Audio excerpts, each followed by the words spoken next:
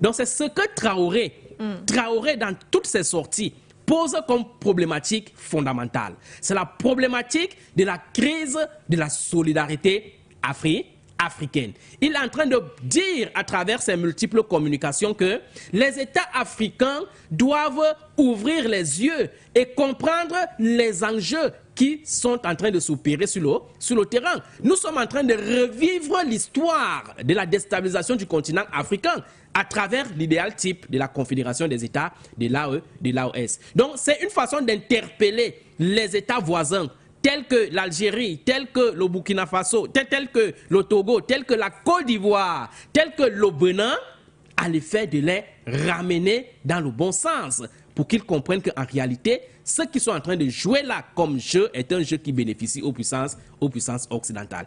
Donc, du point de vue du rapport de force et de la réelle politique, Traoré est conscient du fait que son insécurité, sa sécurité ou alors la sécurité de la Confédération des États de l'AOS sera davantage une sécurité, n'est-ce pas, durable si les autres l'accompagnent, les autres intègrent ce problème et ce programme-là pour former ce qu'on appelle les régionalismes forts. C'est-à-dire, ce traité de l'AOS qui a été créé là, il faudrait que les autres États, n'est-ce pas, ici, intègrent ce regroupement-là pour qu'à terme, on puisse construire un rapport de force capable de faire face aux velléités de déstabilisation des puissances occidentales. Parce que c'est de ça qu'il est question. Okay. Tant que l'Afrique n'aura pas cette capacité, cette capacité d'attaquer, parce qu'il faut pas seulement rester dans la logique défensive. Okay. Il faut aussi savoir attaquer, savoir anticiper.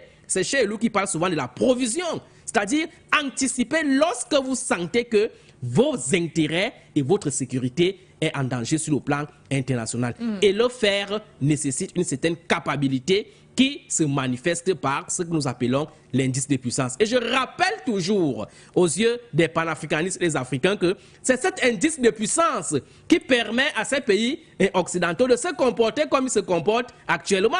C'est cet indice de puissance qui permet à Benjamin Netanyahou de tuer tout un peuple au niveau du Gaza là-bas sans qu'il ne soit interpellé sur le plan international.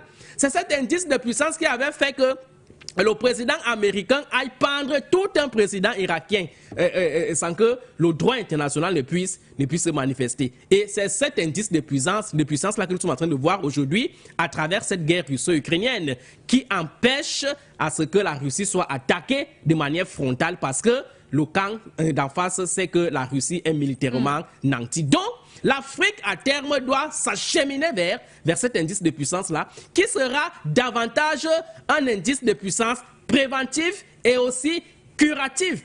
Préventif pour, n'est-ce pas, prémunir l'Afrique, n'est-ce pas, contre ses volontés, ses ambitions, ses processus de déstabilisation nourris par les puissances occidentales, qui resteront toujours pérennes tant que l'Afrique sera le continent des matières premières et des ressources naturelles, mais curatif lorsque l'Afrique sera attaquée, envahie par ces puissances occidentales. Il faudrait qu'on ait la capacité de rendre le coup, de riposter à travers ce qu'on appelle la réciprocité sur le plan international. Parce que la réciprocité aujourd'hui bégaye. Les États africains aujourd'hui n'arrivent pas à implémenter ce processus de réciprocité justement parce qu'ils n'ont pas l'indice de puissance. Or, la réciprocité est souvent la conséquence de l'indice de puissance. Lorsque vous avez l'indice de puissance, la réciprocité se déclenche par elle-même. Donc, il faut